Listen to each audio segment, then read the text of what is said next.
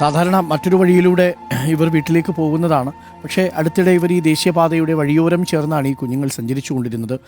ഈ അപകടം നടന്ന സ്ഥലത്തു നിന്നൊരു 300 മീറ്റർ കൂടി മാറിയാൽ ഇവരുടെയൊക്കെ വീടുകളായി. വീടുകളിൽ നിന്നും ചെറുള്ളി ഗ്രാമത്തിൽ നിന്നും കരിമ്പന ഹയർ സെക്കൻഡറി സ്കൂളിലേക്ക് കഷ്ടിച്ച് 1 കിലോമീറ്റർ ദൂരമേ ഉള്ളൂ.